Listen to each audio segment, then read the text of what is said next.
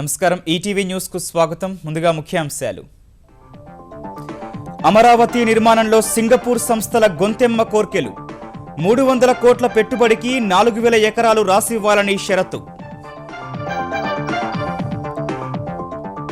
Singapore సంస్థల డిమాండ్ను తిరస్కరించిన ఆంధ్రప్రదేశ్ సర్కారు. సరికొత్త ప్రతిపాదనలతో ముందుకు రావాలని స్పష్టీకరణ.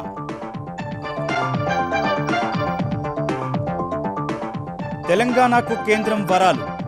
ప్రతిపాదిత జాతీయ పెట్టుబడులు ఉత్పాదక మండలికి ఆమోదం. అంతర్జాతీయ ఔషధ నగరికి నిమ్జ్ హోదా.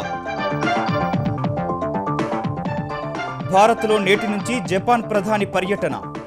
2 దేశాల మధ్య పలు ఒప్పందాలకు అవకాశం. రేపు వారణాసికి మోదీ, షింజో అబే. ముంబై దాడుల కేసులో అప్రూవర్గా మారిన డేవిడ్ హెడ్లీ. క్షమాభిక్ష పెట్టేందుకు ప్రత్యేక కోర్టు అంగీకారం. వాస్తవాలు వెల్లడించాలని షరతు. వాతావరణ మార్పుల ముసాయిదాపై భారత్ అసంతృప్తి. ఉద్గారాల తగ్గింపుపై దేశాల హామీలను చేర్చలేదని ఆక్షేపించిన జవదేకర్. ప్రపంచ సూపర్ సిరీస్ ఫైనల్స్లో మెరిసిన సైనా నెహ్వాల్.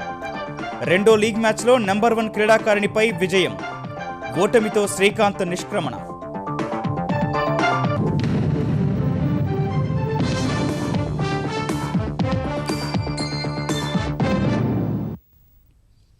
అమరావతి నిర్మాణంలో భాగంగా కేంద్ర రాజధాని ప్రాంతానికి ప్రధాన అభివృద్ధిదారుగా ఉండేందుకు సింగపూర్ సంస్థలు గొంతెమ్మ కోరికలు కోరాయి.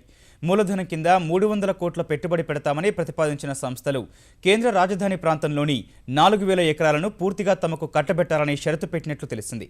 25 కిలోమీటర్ల పరిధిలో పోటీదారులకు భూములు ఇవ్వొద్దని, రైతులకు కేంద్ర రాజధాని ప్రాంతం అవతల కేటాయించాలని ప్రతిపాదించినట్లు సమాచారం. ఆయా ప్రతిపాదనలను తిరస్కరించిన ఆంధ్రప్రదేశ్ ప్రభుత్వం కొత్త ప్రతిపాదనలతో ముందుకు రావాలని ఆదేశించినట్టు తెలిసింది. అమరావతి రాజధాని నగర నిర్మాణంలో అత్యంత కీలకమైన ప్రాంతం అభివృద్ధి చేసే అంశంపై ఆంధ్రప్రదేశ్ ప్రభుత్వం చేస్తున్న ప్రయత్నాలకు అవరోధాలు ఏర్పడుతున్నాయి. ప్రభుత్వం ఆహ్వానం మేరకు స్విస్ ఛాలెంజ్ పద్ధతిన సింగపూర్కు చెందిన 3 మాస్టర్ డెవలపర్ కంపెనీలు చేసిన ప్రతిపాదనలు ఏమాత్రం సంతృప్తికరంగా లేవని తెలుస్తోంది. ఫైనాన్షియల్ డిస్ట్రిక్ట్ ప్రాంతాన్ని అభివృద్ధి చేసేందుకు ముందుకొచ్చిన సింగపూర్కు చెందిన అసెండాస్, సింగ్ బ్రిడ్జ్, షెంబూకార్ప్ సంస్థలు నగరాభివృద్ధికి సంబంధించిన కొన్ని ప్రణాళికలతో పాటు ప్రతిపాదనల్ని సమర్పించాయి. 300 కోట్ల రూపాయల మూలధనం పెట్టేందుకు ముందుకొచ్చిన సంస్థలు రాజధాని ప్రాంతంలో 4000 ఎకరాలు కావాలంటూ ప్రభుత్వం ముందు ప్రతిపాదనలు పెట్టాయి. ఈ భూమికి సంబంధించిన పూర్తి హక్కులను తమకే కల్పించాలని పేర్కొన్నాయి. ఆ భూములను తనఖా పెట్టి వచ్చిన డబ్బుతో రాజధాని ప్రాంతాన్ని అభివృద్ధి చేస్తామని వివరించాయి. ప్రభుత్వంతో కలిసి రాజధాని కేంద్ర ప్రాంతం అభివృద్ధికి ఒక సంస్థను ఏర్పాటు చేసినప్పటికీ అసలైన పనులన్నింటినీ తాము సొంతంగా స్థాపించే మరో సంస్థ ఆధ్వర్యంలో చేపడతామని వివరించాయి. ఫలితంగా మౌలిక వసతులు కల్పించడం ద్వారా భూమిని అభివృద్ధి చేయడం, ధర నిర్ణయించి విక్రయించడమంతా సొంతంగానే నిర్ణయిస్తామని స్పష్టం చేసినట్లు తెలిసింది. ఇదే జరిగితే ప్రభుత్వ పాత్ర నామమాత్రమే అవుతుంది. ఐటీ సహా పలు సంస్థలకు కేంద్ర రాజధాని ప్రాంతానికి 25 కిలోమీటర్ల పరిధిలో భూములు ఇవ్వడానికి వీల్లేదనే షరతు కూడా సింగపూర్ సంస్థలు పెట్టినట్లు సమాచారం. రాజధానికి భూములు ఇచ్చిన రైతులకు అభివృద్ధి చేసిన ప్లాట్లను కేంద్ర రాజధాని ప్రాంతానికి బయటే కేటాయించాలని స్పష్టం చేసినట్లు తెలిసింది. ప్రభుత్వం కోరినట్టుగా ఈ ప్రాంత అభివృద్ధికి ఆశించిన స్థాయి పెట్టుబడులు రావడానికి 25 నుంచి 30 ఏళ్లు పడుతుందని పేర్కొన్నాయి. ఆ ప్రాంతంలో రహదారులు, డ్రైన్ల వంటి మౌలిక సదుపాయాలను మాత్రమే కల్పిస్తామని ప్రతిపాదనల్లో స్పష్టం చేశాయి. అయితే కేంద్ర రాజధాని ప్రాంతంలో భవనాలను కూడా నిర్మించాలనేది ప్రభుత్వ లక్ష్యంగా ఉంది. ఆ ప్రాంతంలో 17 కోట్ల చదరపు అడుగుల కార్యాలయ స్థలం ఉండేలా భవనాలు నిర్మించాలని నిర్ణయించింది. ఈ ప్రాంతంలో దాదాపు 50,000 కోట్ల రూపాయల పెట్టుబడులు ప్రభుత్వ, ప్రైవేటు సంస్థల ద్వారా రావొచ్చని అంచనా. అయితే ప్రస్తుతం సింగపూర్ సంస్థలు సమర్పించిన ప్రతిపాదనలు అందుకు అనుగుణంగా లేకపోవడం వల్ల సర్కార్ పునరాలోచనలో పడింది. ప్రతిపాదనల్లో మార్పులు చేసి మరోసారి సమర్పించాలని సింగపూర్ కంపెనీలకు ఆంధ్రప్రదేశ్ ప్రభుత్వం సూచించింది. ఇదే సమయంలో మాస్టర్ డెవలపర్లుగా ఉండేందుకు మరికొన్ని అంతర్జాతీయ స్థాయి మౌలిక రంగ సంస్థలను కూడా ప్రభుత్వం సంప్రదిస్తున్నట్లు తెలుస్తోంది. తెలంగాణ రాష్ట్రానికి కేంద్ర ప్రభుత్వం ఒకే రోజు 2 వరాలిచ్చింది. తెలంగాణకు మంజూరైన జాతీయ పెట్టుబడులు ఉత్పాదక మండలి నిమ్జ్ ప్రాజెక్టుకు ఆమోదముద్ర వేయడం సహా రంగారెడ్డి, మహబూబ్నగర్ జిల్లాల మధ్య నిర్మించి తలపెట్టిన ఔషధ నగరికి కూడా నిమ్జ్ హోదా ఇచ్చేందుకు సూత్రప్రాయ ఆమోదం తెలిపింది. కేంద్ర పారిశ్రామిక విధాన ప్రోత్సాహక శాఖ ఉన్నత స్థాయి సమావేశంలో ఈ నిర్ణయాలు తీసుకుంది. తెలంగాణ పరిశ్రమల శాఖ కార్యదర్శి అరవింద్ కుమార్ పారిశ్రామిక మౌలిక సదుపాయాల సంస్థ ఎండీ వెంకట నరసింహారెడ్డిలు ఈ సమావేశానికి హాజరై నిమ్స్లపై రాష్ట్ర ప్రభుత్వ ప్రతిపాదనలు సమర్పించారు. మెదక్ జిల్లా నిమ్స్ను 12,000 ఎకరాల్లో నిర్మిస్తామని, ఇప్పటికే 3,700 ఎకరాల భూమి సేకరించామని వివరించారు. రంగారెడ్డి జిల్లా ముచ్చర్లలో ఔషధ నగరిని 12,500 ఎకరాల్లో నిర్మిస్తామని, ఇందుకు 4,700 ఎకరాల భూమి సేకరించామని చెప్పారు. ఔషధ నగరిపై సమగ్ర ప్రాజెక్టు నివేదిక సిద్ధం చేస్తున్నామని వివరించారు. ఈ ప్రాజెక్టుల నివేదికను ప్రశంసించిన డిఐసిసి కార్యదర్శి అమితాబ్ వెంటనే కార్యాచరణ చేపట్టాలని సూచించారు. కేంద్రం ఆమోదముద్ర వల్ల మెదక్ ప్రాజెక్టుకు 7,000 కోట్లు, ఔషధ నగరికి మరో 7,000 కోట్లు అందే అవకాశం ఉంది. మౌలిక వస్తువుల్లో 40% ఖర్చును భరించేందుకు కూడా కేంద్రం అంగీకారం తెలిపింది. సంప్రదాయేతర విద్యుత్తును రాష్ట్రాలకు సరఫరా చేసేందుకు ప్రత్యేకంగా నిర్మించే జాతీయ గ్రీన్ కారిడార్ విద్యుత్ లైన్లో తెలంగాణకు చోటు కల్పించడానికి కేంద్రం అంగీకరించింది. దేశవ్యాప్తంగా వచ్చే 7 ఏళ్లలో సౌర విద్యుత్పత్తిని 100 గిగావాట్లకు పెంచాలని లక్ష్యంగా పెట్టుకున్న కేంద్రం సరఫరా కోసం సాధారణ విద్యుత్ లైన్లతో పాటు ప్రత్యేకంగా జాతీయ గ్రీన్ కారిడార్ను నిర్మించాలని ప్రతిపాదించింది. రాష్ట్ర ప్రభుత్వాలు ముందుగా రిజర్వ్ చేసుకున్న ప్రకారం వాటికి విద్యుత్ సరఫరాకు ఇందులో చోటు కల్పిస్తారు. తాజాగా ఢిల్లీలో సంప్రదాయేతర ఇంధన వనరుల మంత్రిత్వ శాఖ నిర్వహించిన జాతీయ సమావేశంలో తెలంగాణకు చోటు ఇస్తామని అంగీకారం తెలిపారని రాష్ట్ర ఇంధన శాఖ వర్గాలు తెలిపాయి. తెలంగాణలో ఇప్పటికే 2,505 మెగావాట్ల సౌర విద్యుత్పత్తికి టెండర్లు పిలిచి ఒప్పందాలు చేసుకున్నట్లు కేంద్రానికి తెలంగాణ ఇంధన శాఖ తెలిపింది. వరంగల్లో టెక్స్టైల్ పార్క్ ఏర్పాటుకు కేంద్రం సంసిద్ధత వ్యక్తం చేసిందని కేంద్ర కార్మిక శాఖ మంత్రి బండారు దత్తాత్రేయ చెప్పారు. పత్తి రైతుల సమస్యల పరిష్కారం కోరుతూ కేంద్ర జౌళి శాఖ మంత్రి సంతోష్ కుమార్ గాంగ్వార్ను కలిసిన ఆయన దేశంలో అధిక మొత్తంలో పత్తి పండిస్తున్న తెలంగాణలో రైతులకు మద్దతు ధర 4,100 రూపాయలు ఇచ్చేలా సీసీఐ ద్వారా కొనుగోలు చేయాలని విజ్ఞప్తి చేశారు. పత్తి రైతుల పట్ల కేంద్రం సానుకూలంగా ఉన్నట్లు చెప్పిన కేంద్ర మంత్రులు గన్నీ సంచిలో ఉన్న పత్తిని సైతం సీసీఐ కొనుగోలు చేసేలా జౌళి శాఖ మంత్రి అధికారులను ఆదేశించారని దత్తాత్రేయ వివరించారు. సీసీఐ నిర్ధారించినటువంటి 4,100 రూపాయల ఒక ధర రావటం లేదు. ఇది 3,900, 4,000 వరకు కూడా వస్తుంది. అందుకనే ఇంకా ఇది మార్కెట్ లో సీసీఐ రంగప్రవేశం చేసి సీసీఐ మొత్తం కూడా కొనుగోలు చేయాలని చెప్పడం జరిగింది. దానికి వారు సీఎండీ గారికి ఆదేశాలు కూడా జారీ చేసినారు. జపాన్ ప్రధాని షింజో అబే 3 రోజుల భారత పర్యటన నిమిత్తం ఇవాళ ఢిల్లీ రానున్నారు.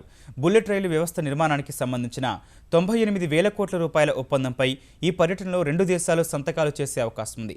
అణు సహకారం, US 2 విమానాలు సహా మరికొన్ని ఒప్పందాలు కుదిరే అవకాశం ఉందని భావిస్తున్నారు. శనివారం జరగనున్న 9వ వార్షిక భారత జపాన్ శిఖరాగ్ర సదస్సులో వాణిజ్య అంశాలపై గతంలో తీసుకున్న నిర్ణయాలపై మోదీ, అబే సమీక్షించనున్నారు. చర్చల అనంతరం మోదీతో కలిసి జపాన్ ప్రధాని వారణాసి వెళ్లనున్నారు. అక్కడ నిర్వహించే గంగా హారతిలో ఆయన పాల్గొంటారు.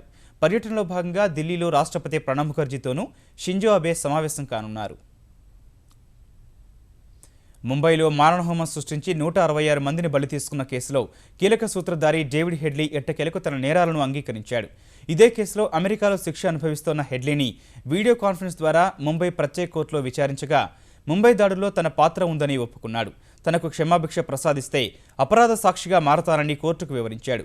ఇందుకు అంగీకరించిన ప్రభుత్వ ప్రత్యేక న్యాయవాది ఉజ్వల్ నికమ్ కుట్రకు సంబంధించిన అన్ని వాస్తవాలు వెల్లడిస్తేనే క్షమాభిక్ష ఇవ్వాలని కోర్టుకు సూచించారు. అందుకు హెడ్లీ అంగీకరించగా ప్రతి వాస్తవం బయటపెట్టాలనే షరతుతో కూడిన క్షమాభిక్షను కోర్టు ప్రసాదించింది. ఫలితంగా వచ్చే ఏడాది ఫిబ్రవరి 8న ప్రభుత్వం తరఫు సాక్షిగా హెడ్లీ వాంగ్మూలం ఇవ్వనుండగా నవంబర్ 26 దాడులకు సంబంధించి పాకిస్తాన్లో జరిగిన కుట్ర వివరాలు బయటకొచ్చే అవకాశం ఉంది.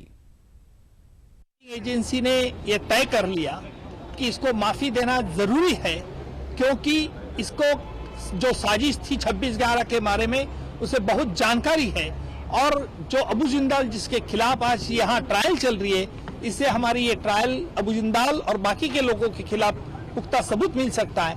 इससे आज कोर्ट में हमने नो ऑब्जेक्शन दे दिया और कोर्ट को कहा कि इसे माफी का गवाह बना दिया जाए, लेकिन अगर उसने पूरी और सच बातें कोर्ट के सामने पेश की तो. ఉగ్రవాదాన్ని ఎదుర్కోవడానికి భారత్, అమెరికా పరస్పర అవగాహనతో ముందుకెళ్తాయని ఇరు దేశాల రక్షణ శాఖ మంత్రులు మనోహర్ పారికర్, ఆస్టన్ కార్టర్ స్పష్టం చేశారు. వాషింగ్టన్లో సమావేశమైన ఇరువురు మంత్రులు ప్రపంచవ్యాప్తంగా ఉగ్రవాద చర్యలు పెరుగుతుండటంపై చర్చించారు. ప్రజల భద్రత, రక్షణ పట్ల ఇరు దేశాలు మరింతగా సహకరించుకోవాలని సమావేశంలో చర్చించినట్లు రక్షణ శాఖ మంత్రి మనోహర్ పారికర్ తెలిపారు. ప్రాంతీయంగా, దేశీయంగా ఉగ్రవాదంపై తీసుకోవాల్సిన చర్యలపై సమాలోచనలు జరిపామన్న ఆయన రక్షణ, శాస్త్ర సాంకేతిక పరిజ్ఞానంలో ఇరు దేశాలు వృద్ధి సాధించాయన్నారు. ఈ సందర్భంగా ఉగ్రవాద చర్యల నిరోధానికి దేశంలోకి ముస్లింలను అనుమతించరాదన్న అమెరికా అధ్యక్ష ఎన్నికల అభ్యర్థి డొనాల్డ్ ట్రంప్ చేసిన వ్యాఖ్యలతో Parrikar విభేదించారు.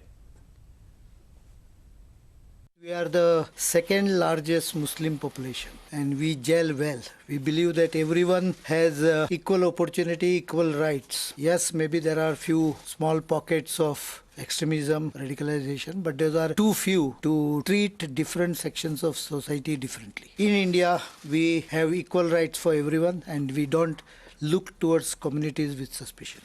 Those who are radicalized is a different issue. We tackle them separately, but that is those who are terrorists. వాతావరణ మార్పులపై వివిధ దేశాల స్వచ్ఛంద ప్రతిజ్ఞ, వాతావరణ న్యాయం సహా ఇతర కీలక అంశాలను భూతాపాన్ని తగ్గించేందుకు రూపొందించిన కొత్త ముసాయిదాలో పొందుపరచలేదని భారత్ ఆందోళన వ్యక్తం చేసింది. భూ ఉష్ణోగ్రతలు 1.5 డిగ్రీలకు మించి పెరగకుండా కట్టడి చేసేందుకు అభివృద్ధి చెందిన దేశాలు తమ కర్బన ఉద్గారాలను భారీగా తగ్గించుకోవడం సహా అభివృద్ధి చెందుతున్న దేశాలకు ఆర్థిక సహకారం అందించాలని భారత్ పునరుద్ఘాటించింది. ప్యారిస్ వాతావరణ సదస్సులో దేశాధినేతల మధ్య 2 రోజుల మంత్రాల తర్వాత రూపొందించిన 29 పేజీల తొలి ముసాయిదాను ఫ్రాన్స్ విదేశాంగ మంత్రి ఫాబిస్ విడుదల చేయగా అందులోని అంశాలపై భారత్ నిరసన వ్యక్తం చేసింది. ఈ సదస్సు నేటితో ముగియనుండగా తమ విధులను సక్రమంగా నిర్వర్తించడంలో విఫలమవుతున్న అభివృద్ధి చెందిన దేశాలు ఆ బాధ్యతను అభివృద్ధి చెందుతున్న దేశాలపై రుద్దడానికి ప్రయత్నిస్తున్నాయని భారత పర్యావరణ శాఖ మంత్రి ప్రకాష్ జవడేకర్ విమర్శించారు. ముసాయిదాను నిశితంగా పరిశీలించిన తర్వాత తమ భాగస్వాములతో చర్చించి ఒక అంగీకారానికి రానున్నట్టు వెల్లడించారు. గంగా ప్రక్షాళనకు సంబంధించి జాతీయ హరిత ట్రైబ్యునల్ కీలక ఆదేశాలు జారీ చేసింది. గంగానది పరివాహక ప్రాంతంలోని గోముఖం నుంచి హరిద్వార్ వరకు ఉన్న పట్టణాల్లో ప్లాస్టిక్ వస్తువుల వాడకంపై నిషేధం విధించింది. ఈ ఆదేశాలను ఉల్లంఘిస్తే రోజుకు 5,000 రూపాయల జరిమానా చెల్లించాల్సి ఉంటుందని హెచ్చరించింది. గంగానది పరివాహక ప్రాంతంలోని ధర్మశాలలు, హోటల్స్, అన్ని వాణిజ్య సముదాయాలు వచ్చే ఏడాది ఫిబ్రవరి 1 నుంచి ఈ ఆదేశాలు పాటించాలని ట్రైబ్యునల్ స్పష్టం చేసింది. కేవలం ప్లాస్టిక్ వ్యర్థాలే కాకుండా నిర్మాణ రంగానికి సంబంధించిన వ్యర్థాలను కూడా గంగలో కలపకూడదని, అలాంటి వాళ్లకు కూడా జరిమానా విధిస్తామని హెచ్చరించింది. నదిలో యంత్రాల సాయంతో ఎలాంటి తవ్వకాలు జరపకూడదని ఆదేశించిన ట్రైబ్యునల్ జేసీబీ లాంటి యంత్రాలు గంగానది ప్రాంతంలోకి అడుగుపెట్టడానికి వీల్లేదని తేల్చి చెప్పింది. గంగానది పరివాహక ప్రాంతాన్ని 5 భాగాలుగా విభజించి ప్రక్షాళన చేపట్టాలని జాతీయ హరిత ట్రైబ్యునల్ ప్రాథమికంగా నిర్ణయించింది. ఇసుక తవ్వకాలపై విశ్రాంత న్యాయమూర్తి నేతృత్వంలో కమిటీ ఏర్పాటు చేయాలని తెలుగు రాష్ట్రాల ప్రభుత్వాలకు ఉమ్మడి హైకోర్టు సూచించింది. సాధ్యాసాధ్యాలపై 10 రోజుల్లో సమాచారం ఇవ్వాలని ఆదేశించింది. తెలుగు రాష్ట్రాల్లో ఇసుక మాఫియా పర్యావరణ విధ్వంసానికి కారణమవుతోందని హైకోర్టు వ్యాఖ్యానించింది. ప్రతి సోమవారం ఇసుక మాఫియా ఆగడాలపై అరడజను వ్యాజ్యాలు తమ ముందుకొస్తుండడమే ఇందుకో నిదర్శనమని పేర్కొంది. విలువైన సమయమంతా వీటి విచారణకు సరిపోతుందన్న న్యాయస్థానం ఇసుక తవ్వకాలు అనుమతించిన ప్రాంతాల్లోనే జరుగుతున్నాయా, పరిధి దాటుతున్నారా, అసలు ఎక్కడ అనుమతులు ఇవ్వొచ్చనే అంశాలు సహా అక్రమ తవ్వకాలు నిరోధించడంపై విచారణకు ఉన్నత స్థాయి కమిటీ అవసరమని అభిప్రాయపడింది. ఆంధ్రప్రదేశ్ పత్తిలంక ఇసుక రీచ్లో తవ్వకాలపై విచారణ జరిపిన కోర్టు ఈ మేరకు సూచన చేసింది. ఆంధ్రప్రదేశ్లోని నరసరావుపేట పురపాలక సంఘం ఏర్పడి 100 సంవత్సరాలైన సందర్భంగా శతవసంతాల ఉత్సవాలు భారీ ఎత్తున నిర్వహిస్తున్నట్లు శాసనసభాపతి కోడెల శివప్రసాదరావు తెలిపారు.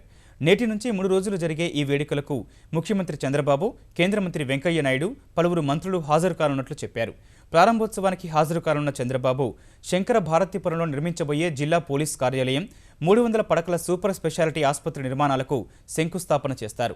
తర్వాత హిందూ శ్మశాన వాటికను ప్రారంభిస్తారు. ఇసప్పాలెంలో నిర్మించిన 11,000 వ్యక్తిగత మరుగుదొడ్లను ప్రారంభించి లబ్ధిదారులతో మాట్లాడతారని కోడెల తెలిపారు.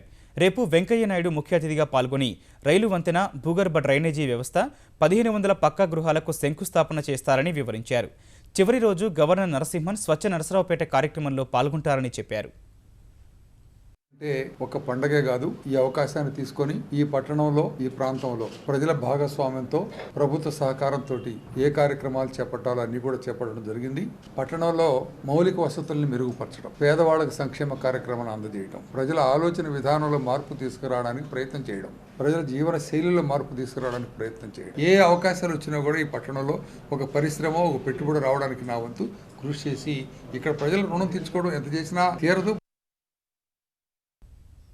ఆంధ్రప్రదేశ్లో భారీ వర్షాలకు నాణ్యత దెబ్బతిన్న ధాన్యాన్ని ఇలాంటి షరతులు లేకుండా కొనుగోలు చేస్తామని ఆంధ్రప్రదేశ్ వ్యవసాయ శాఖ మంత్రి ప్రత్తిపాటి పుల్లారావు తెలిపారు. ఈ మేరకు జిల్లా కలెక్టర్లకు స్పష్టమైన ఆదేశాలు జారీ చేశామన్న ఆయన 10% వరకు రంగుమారిన ధాన్యాన్ని కొనుగోలు చేయిస్తామని పేర్కొన్నారు. భూగర్భ జలాలను పెంచేందుకు గ్రామీణ ఉపాధి హామీ పథకం నిధులతో 5 లక్షల పొలం కుంటలను అన్ని జిల్లాల్లో తవ్వనున్నట్లు వివరించారు. తడిసిన రంగు మారిన మొత్తం కూడా కొనుగోలు చేయబోతున్నాం. ఎందుకంటే 10% డిస్కలర్ వరకు కూడా ఎలో చేస్తున్నాం. అంటే మనకు వచ్చిన ఫీడ్బ్యాక్ ఇప్పుడున్నటువంటి స్టాక్స్ చూస్తే ఓన్లీ 7 to 8% డిస్కలర్ వస్తుంది. కాబట్టి 10% వరకు డిస్కలర్ ఎలో చేసినప్పుడు మొత్తం రైతుల దగ్గర తడిసిన రంగు మారిన దాన్ని మొత్తం కూడా కొనుగోలు చేసేటువంటి అవకాశం రైతాంగానికి ఏర్పడుతుంది. విజయవాడ కల్తీ మద్యం ఘటనకు సంబంధించి ఆబ్కారీ శాఖకు చెందిన మరో అధికారిపై సస్పెన్షన్ వేటు పడింది. ఇప్పటికే స్థానిక సీఐని సస్పెండ్ చేసిన ఆంధ్రప్రదేశ్ సర్కారు పర్యవేక్షణ లోపం కూడా కల్తీ మద్యం విక్రయించేందుకు కారణమని భావించి ఎక్సైజ్ సూపరింటెండెంట్ వెంకటరమణను సస్పెండ్ చేసింది. 2006లో అనుమతులు పొందిన స్వర్ణ బార్లో తర్వాత అనేక మార్పులు చేర్పులు జరిగినప్పటికీ అవి నిబంధనలకు అనుగుణంగానే జరిగాయా లేదా అనే అంశాన్ని పరిశీలించకుండానే బార్ లైసెన్స్ పునరుద్ధరిస్తూ వచ్చారని గుర్తించిన అధికారులు సూపరింటెండెంట్పై సస్పెన్షన్ వేటు వేశారు. స్వర్ణ బార్ యాజమాన్యం ఇచ్చిన బ్లూ ప్రింట్, ఇతర వివరాలు ఉన్నప్పటికీ సెల్లార్లో బార్ ఏర్పాటు చేసే అంశాన్ని పేర్కొనలేదని, అధికారులు కూడా తనిఖీలు చేయలేదని ఉన్నతాధికారులు నిర్ధారించారు. తెలంగాణ ప్రభుత్వం ప్రతిష్టాత్మకంగా స్థాపించిన టీ హబ్ను బ్రిటిష్ ప్రభుత్వ నైపుణ్య పరిశోధన, వ్యాపార శాఖ మంత్రి సాజిద్ జావీద్ సందర్శించారు. తెలంగాణ ఐటీ శాఖ మంత్రి కేటీఆర్ స్వయంగా టీ హబ్లోని విభాగాలన్నింటినీ సాజిద్కు చూపించారు. ఈ సందర్భంగా LED mock company, Telangana IT శాఖ మధ్య ఓ స్టార్టప్ ఏర్పాటుపై అవగాహన ఒప్పందం కుదిరిందన్న మంత్రి KTR health sciences, health care, రక్షణ, గేమింగ్, యానిమేషన్ రంగాల్లో ప్రభుత్వంతో కలిసి పనిచేసేందుకు సాజిద్ సంసిద్ధత వ్యక్తం చేసినట్లు తెలిపారు. ఏ రకంగా తెలంగాణ ప్రభుత్వం మరి స్టార్టప్స్కి ఊతమిస్తూ ఉంది, ఇంగ్లాండ్ ఏ రకంగా మరి స్టార్టప్స్ విషయంలో నంబర్ 1 స్థానంలో ఉంది, ఇవన్నీ కూడా వారు వివరించి చెప్పారు. చాలా ఏరియాస్లో కలిసి వర్క్ చేసేదానికి కూడా అవకాశం ఉందని కూడా వారు అభిప్రాయపడ్డారు. ప్రధానంగా హెల్త్ కేర్ కానీ, సైబర్ సెక్యూరిటీ కానీ, అదే రకంగా స్కిల్స్లో కానీ, అన్ని రంగాల్లో గేమింగ్ అండ్ యానిమేషన్, మీడియా ఈ రంగంలో కూడా, అదే రకంగా డిఫెన్స్ రంగంలో కూడా, ఎన్ని రంగాల్లో కూడా మనం కలిసి పనిచేయడానికి అవకాశం ఉంది. తప్పకుండా కలిసి పనిచేయడానికి ఉన్న అవకాశాలను ఎక్స్ప్లోర్ చేస్తాం. ఎత్తిపోతల పథకాల నిర్వహణ, సాగునీటి ప్రాజెక్టుల నుంచి పైపుల ద్వారా సాగునీటి సరఫరా వంటి అంశాలపై అధ్యయనం చేసేందుకు తెలంగాణ నీటిపారుదల శాఖ మంత్రి హరీష్ రావు నేతృత్వంలోని బృందం ఇవాళ మధ్యప్రదేశ్లో పర్యటించనుంది. మంత్రులు ఈటెల రాజేందర్, పోచారం శ్రీనివాసరెడ్డి, ఎమ్మెల్యేలు చింతా ప్రభాకర్, ఆలె వెంకటేశ్వర్ రెడ్డి, ప్రభుత్వ సాగునీటి సలహాదారు విద్యాసాగర్ రావు, ఇతర ఉన్నతాధికారులు మధ్యప్రదేశ్లోని ఎత్తిపోతల పథకాల నిర్వహణ, సాగునీటి ప్రాజెక్టు నుంచి కాలువల ద్వారా కాకుండా పైప్లైన్ల ద్వారా నీటి సరఫరా చేస్తున్న తీరును పరిశీలించనున్నారు. ఓంకారేశ్వర్ 4వ దశ ప్రాజెక్టు, పునాస లిఫ్ట్ ఇరిగేషన్ను పరిశీలించనున్న ఈ బృందం ఆయా ప్రాజెక్టుల్లో పనిచేస్తున్న ఇంజనీర్లు, తర్వాత అక్కడి రైతులతోనూ ముచ్చటించనుంది. రేపు భోపాల్ చేరుకుని మధ్యప్రదేశ్ ముఖ్యమంత్రి శివరాజ్ సింగ్ చౌహాన్తో హరీష్ రావు నేతృత్వంలోని బృందం సమావేశమవుతుంది. శీతాకాల విడిది కింద రాష్ట్రపతి ప్రణబ్ ముఖర్జీ ఈ నెల 18 నుంచి 31 వరకు హైదరాబాద్లో బస చేయనున్నారు. ఈ మేరకు రాష్ట్రపతి పర్యటనకు చేపట్టాల్సిన ఏర్పాట్లపై వివిధ శాఖల అధికారులతో సమీక్షించిన తెలంగాణ ప్రభుత్వ ప్రధాన కార్యదర్శి రాజీవ్ శర్మ, ప్రణబ్ హైదరాబాద్లో బస చేసిన సమయంలో తీసుకోవాల్సిన జాగ్రత్తలు, ఏర్పాట్లపై పలు సూచనలు చేశారు. ఈ పర్యటనలో ప్రణబ్ డిసెంబర్ 19న military college of engineering, electronics స్నాతకోత్సవంలో పాల్గొంటారు. 27న ఆచార్య జయశంకర్ విశ్వవిద్యాలయంలో ఇండియన్ ఎకనామిక్స్ అసోసియేషన్ వార్షిక సమావేశానికి హాజరవుతారు. అదే రోజు ముఖ్యమంత్రి కేసీఆర్ ఎర్రవల్లి వ్యవసాయ క్షేత్రంలో నిర్వహించే ఆయుధ చండీ యాగంలో పాల్గొంటారు. హైదరాబాద్ నిమ్స్ ఆసుపత్రి వైద్యులు ఓ పేద మహిళకు పునర్జన్మ ప్రసాదించారు. తీవ్ర హృద్రోగంతో బాధపడుతూ మృత్యు అంచులకు వరకు వెళ్లిన కరీంనగర్ జిల్లాకు చెందిన హేమలతకు విజయవంతంగా గుండె మార్పిడి శస్త్రచికిత్స చేశారు. రోడ్డు ప్రమాదంలో తలకు తీవ్ర గాయమై బ్రెయిన్ డెడ్ అయిన ఆదిలాబాద్ జిల్లాకు చెందిన 22 ఏళ్ల వినయ్ కుమార్ గుండెను సేకరించిన వైద్యులు హేమలతకు అమర్చారు. బుధవారం అర్ధరాత్రి నుంచి గురువారం ఉదయం వరకు 30 మంది వైద్యుల బృందం దాదాపు 8 గంటల పాటు శ్రమించి విజయవంతంగా శస్త్రచికిత్స పూర్తి చేశారు. తెలంగాణ ప్రభుత్వ ఆర్థిక సాయంతో మహిళకు గుండెను అమర్చినట్లు వెల్లడించిన నిమ్స్ వైద్యులు భవిష్యత్తులో మరిన్ని శస్త్రచికిత్సలకు సిద్ధమవుతున్నట్లు ప్రకటించారు. బ్రెయిన్ డెడ్ అయిన వినయ్ కుమార్ కుటుంబం ఔదార్యం వల్లే హేమలతకు పునర్జన్మ లభించిందని అవయవాలు సేకరించిన జీవన్ దాన్ సంస్థ ప్రతినిధులు తెలిపారు. కాలేయం, మూత్రపిండాలతో ప్రాణాపాయ స్థితిలో ఉన్న 4గురికి ప్రాణం పోయగలిగామని వివరించారు. ఈ సర్జరీలో 2 టీమ్స్, అనస్థీషియా మరియు cardiothoracic surgeon doctor R Vijay Kumar, anaesthesia team headed by doctor Gopinath, మరి మొత్తం టీమ్ డిపార్ట్మెంట్ నిమ్స్ తరఫున, మా సిబ్బంది తరఫున, నా తరఫున అందరినీ అభినందిస్తాం. ఇంకా ఈ కార్యక్రమాన్ని ముందుకు తీసుకుపోవాలని ఆశిస్తున్నాను. నిమ్స్ లో జరిగిన ఈ అవయవ మార్పిడి కార్యక్రమాలన్నిటికీ గౌరవనీయులు ముఖ్యమంత్రి సహాయానితోనే చేయడం జరిగింది. ఇక్కడికి వచ్చిన పేద ప్రజలకు ఇంత మంచి వైద్యం ఇవ్వడానికి ఈ అవకాశం మనకు లభించింది. మహిళలు, బాలికల భద్రతకు చేపట్టాల్సిన చర్యలపై తగిన సిఫార్సులు చేసేందుకు ఆంధ్రప్రదేశ్ సర్కారు ప్రభుత్వ ప్రధాన కార్యదర్శి నేతృత్వంలో రాష్ట్ర స్థాయి టాస్క్ ఫోర్స్ ఏర్పాటు చేసింది. మహిళా శిశు సంక్షేమ శాఖ ముఖ్య కార్యదర్శి సభ్య కన్వీనర్గా ఉండే ఈ కమిటీలో హోం, వైద్య ఆరోగ్యం, గ్రామీణాభివృద్ధి, పంచాయతీరాజ్, పురపాలక, విద్యాశాఖ, అటవీ శాఖ, ఐటీ శాఖల ప్రధాన కార్యదర్శులు, న్యాయశాఖ కార్యదర్శి, మహిళా శిశు సంక్షేమ శాఖ ప్రత్యేక కమిషనర్లు సభ్యులుగా ఉంటారు. ఈ కమిటీ బాలికలు, మహిళల భద్రతకు తీసుకునే చర్యలపై మార్గసూచిని ఖరారు చేయనుంది. తిరుచానూరు శ్రీ పద్మావతి అమ్మవారి కార్తీక బ్రహ్మోత్సవాలు వైభవంగా జరుగుతున్నాయి. 3వ రోజు రాత్రి అమ్మవారి సింహవాహన విహారం ఆద్యంతం కన్నుల పండుగగా సాగింది. సింహవాహనంపై సిరుల తల్లి ఆసీనురాలై మాడవీధుల్లో విహరించారు. వేలాదిగా హాజరైన భక్తులు అమ్మవారిని దర్శించుకొని కర్పూర హారతులు పట్టారు.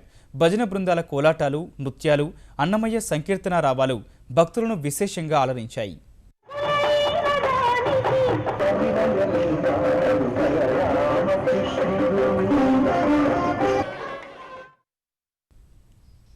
అక్టోబర్ నుంచి కురిసిన భారీ వర్షాలు, వరదల బారిన పడి 347 మంది చనిపోయినట్టు తమిళనాడు ప్రభుత్వం తెలిపింది.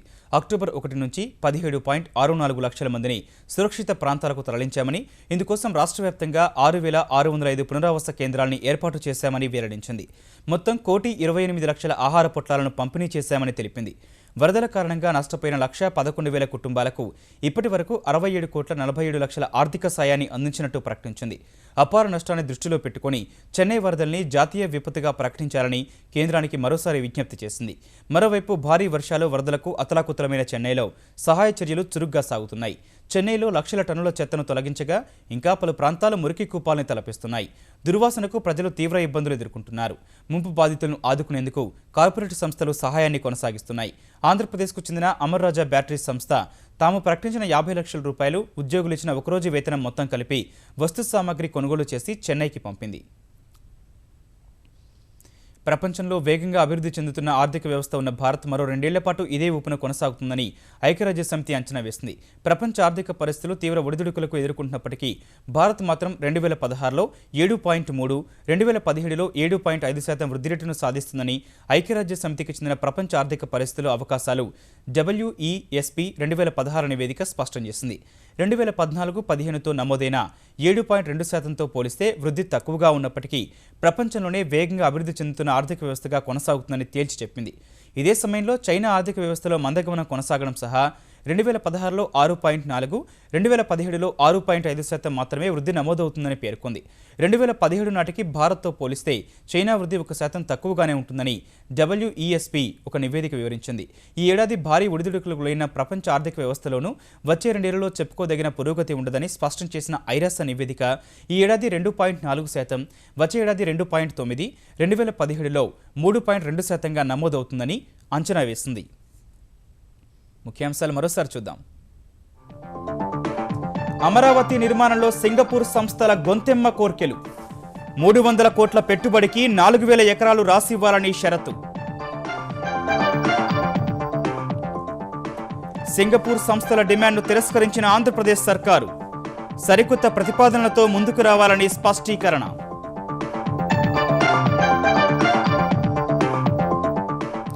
తెలంగాణకు కేంద్రం వరాలు. ప్రతిపాదిత జాతీయ పెట్టుబడులు ఉత్పాదక మండలికి ఆమోదం. అంతర్జాతీయ ఔషధ నగరికి నిమ్జ్ హోదా. భారత్లో నేటి నుంచి జపాన్ ప్రధాని పర్యటన. 2 దేశాల మధ్య పలు ఒప్పందాలకు అవకాశం. రేపు వారణాసికి మోదీ, షింజో అబే. ముంబై దాడుల కేసులో అప్రూవర్గా మారిన డేవిడ్ హెడ్లీ. క్షమాభిక్ష పెట్టేందుకు ప్రత్యేక కోర్టు అంగీకారం. వాస్తవాలు వెల్లడించాలని షరతు.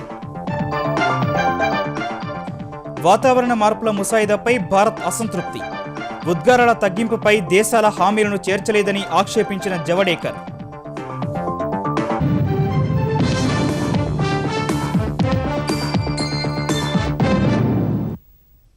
ఈటీవీ న్యూస్ సమాప్తం. నమస్కారం.